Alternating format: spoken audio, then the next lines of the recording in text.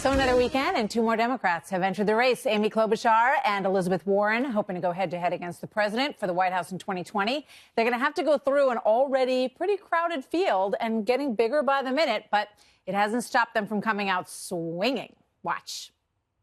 Our nation must be governed not from chaos, but from opportunity, not by wallowing over what's wrong, but by marching inexorably toward what's right. You know, here's what bothers me. By the time we get to 2020, Donald Trump may not even be president. In fact, he may not even be a free person. Here now exclusively former New Jersey Governor Chris Christie, author of the new book, Let Me Finish, Trump, the Kushners, Bannon, New Jersey, and the Power of In-Your-Face Politics, which is now number 5 on the New York Times bestseller list. Governor, great to have you here. Thanks for being here. Thanks, Martha. So I want to talk to you about 2020, because Sure. you know what it's like. Put up the pictures of the early round of the Republican candidates. There were 17 up there. Yeah. We were moderating debates out in Iowa.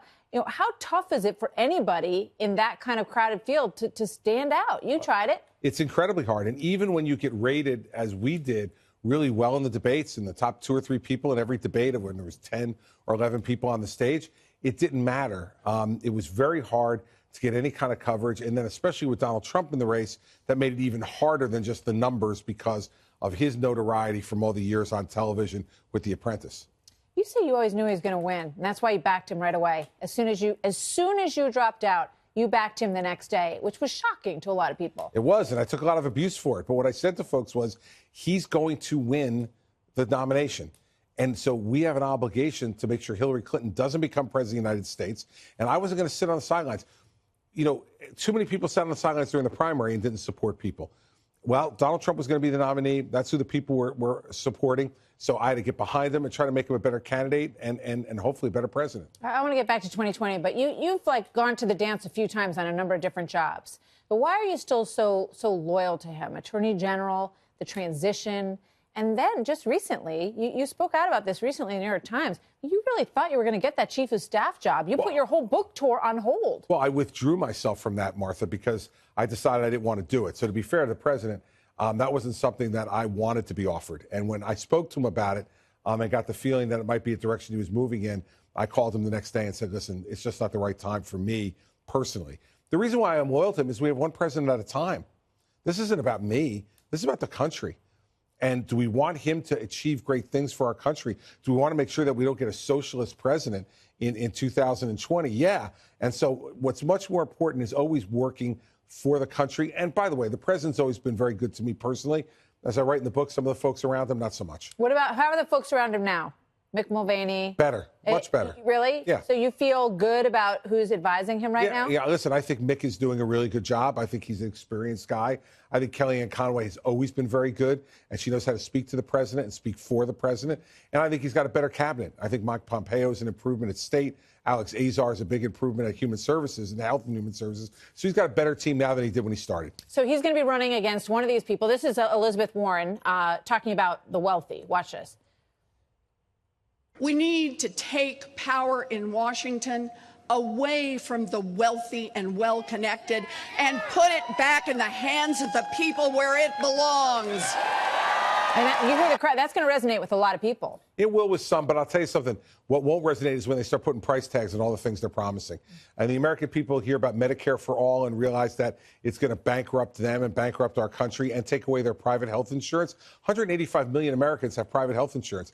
They don't want to give that up. And that's what Elizabeth Warren is for. They want this green agenda that is going to really cost the country trillions of dollars. I mean, when we start putting price tags on this and they realize the freedom they're giving up, that the president was right the other night in the State of the Union. They're moving us towards a socialist agenda. It's unacceptable.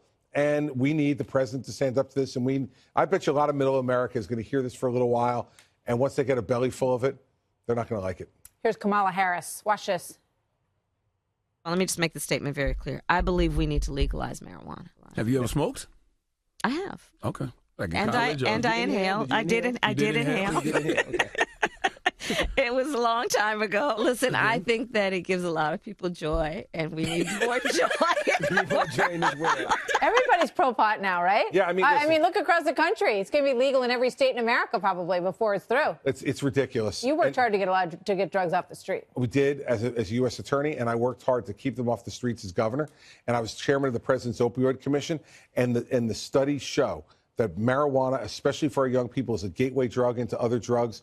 It's wrong to do it. Kamala Harris can laugh all she wants, but she should go to some of these funerals that are happening around the country. I wonder if she's ever done that. Gone to a funeral and looked in the eyes of parents who had a child who died of an opioid overdose, and have those parents tell them the stories about how it started for that child with marijuana. I've gone and done that, and maybe Senator Harris should do that. I've and she heard wouldn't be be chuckling about joy. Sons and nephews. Yep. They say exactly the same thing. National emergency, is that something that the president should try? Well, listen, if they're not going to come up with a reasonable compromise, they're going to leave him no choice.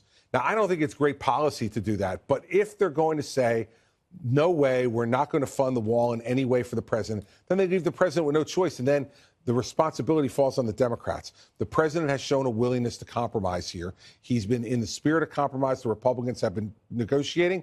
If they don't want to compromise with the president, then the president's going to have no choice but to do it. I hope they come to a deal because I think that'll be better for the country. But if they don't, the president's going to do what he needs to do. Joe Biden, back to 2020 real quick before I let you go. Let's take a look. 62% of Democrats say they think he should get in. 28% say he should stay out. 10 have no opinion. What changes the moment he's in?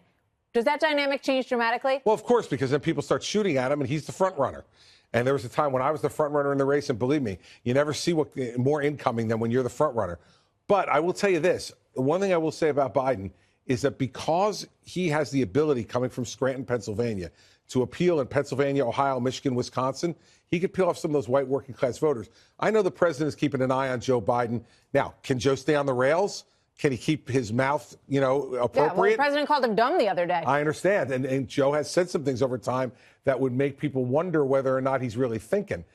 So we got to see how he performs. But right now, if I were Donald Trump, I'd keep the closest eye on Joe Biden. Should he be concerned about Howard Schultz? No. In fact, I want to get a Howard Schultz T-shirt that says, "Run, Howard, run." Get in the race, be an independent. He will guarantee a Trump victory in 2020 if he gets into the race as an independent. It is a fool's errand, but we welcome him to do it. Governor, good to see you. Governor Christie, thanks for being here. Thanks, Martha. Congratulations on the book. It's called Let Me Finish. When did you ever not again get a chance to finish? You always finish. Not always, Martha. We still got more to say. What's the next chapter?